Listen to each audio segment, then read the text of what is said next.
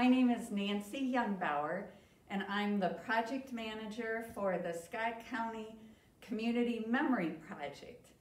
I was hired as part of the grant, and so far I've learned so much about digitizing documents and photos and working with the community to preserve our local history. And if you don't know, Scott County, Iowa is located on the western edge of the Mississippi River, and we're made up of 16 rural towns and unincorporated areas or communities, and a lot of farmland. So what we did for this grant is we purchased scanning equipment with our grant money, and we set up several scanning days throughout our different communities and invited people to bring their photos, their letters, documents, audio-visual items, and use our equipment. These are the scanners that we most commonly use. One of our favorite scanning days happened at a local retirement center.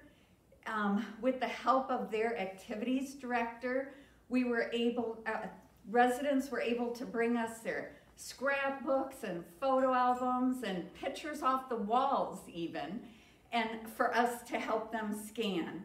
And some of the residents were able to sit down and tell us stories that went with those items. We were even able to interview a resident who was the first pharmacist in the town of Eldridge. And sadly, only a week after we interviewed him, he passed away unexpectedly, which just goes to show you how important it is to preserve our local stories. And the family was very thankful to have that oral history recorded.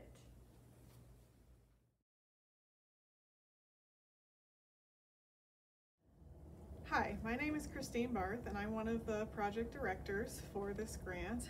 And we were really excited to, by the end of February 2020, we had 200 items in our digital collection. We had started doing oral histories, as Nancy mentioned, and we did 6 of those in a month with the help of volunteers. We were really rolling along. And then, of course, as you know, what happened in early 2020, COVID hit. And we had to hit pause on our project. Like much of the country, our library was closed. But our grant looked fairly different from what we were doing, since we couldn't do public programming like the scanning days that Nancy had talked about. So while I was working from home, we had talked about doing a grandparent book, and this is it. It's called Our Story, and it is a grandparent book. And there are several sections of questions about their childhood and their marriage and when their kids were little, and it's designed for grandparents and grandchildren to do together, or for grandparents to do and gift to their grandchildren. It's just a slice of life in their story, and this has been really popular. We have given away more than 200 grandparent books, and along with the grandparent book, we have this Generation to Generation, a genealogy guide for kids. So when we kind of unpaused our grant, we had to do things a little bit differently. And we did more one-on-one appointments where people could come in and convert their VHS tapes. But we couldn't have a big event like we had originally planned. And so we started reaching out to the cities, to the 16 small and rural towns and unincorporated communities in Scott County. And one of the things we did get was a lot of photos from the turn of the 20th century in Long Grove, Iowa, and one of the things was a ballot to incorporate the town. And one of the interesting things we found there was that it listed everyone who voted yes to incorporate Long Grove, and there were no women because it happened before 1920 and women could not vote.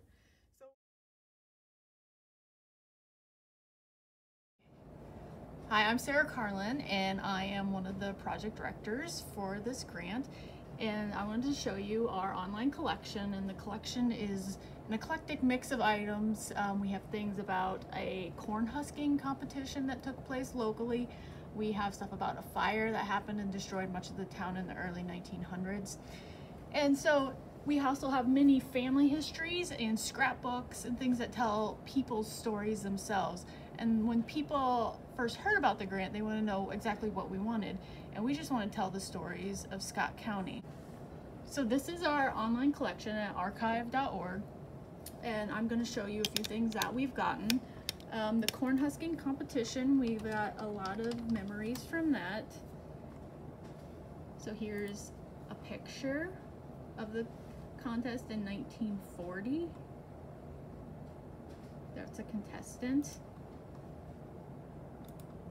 Here it is in progress, 1972. And we have the information below the picture. We also have lots of oral histories in here, and as you can see, we have an oral history with Dorla Schroeder. So this is available to listen to on the website, or you can download it. And then for some of them, we also have a PDF transcript that you can download and read. I lived on a farm with my family, my mother and father, and I have 2 younger sisters. And so I was the boy that my father didn't have. So I did a lot of things way back. My father always had to hire men because back then, you know, it took a long time to do the farm work with the horses. And I drove horses. I out making hay in the hay wagon as they were pulling the hay into the wagon. We want to empower people to preserve and share their own family histories, but we also want to provide a space where the public can access these stories.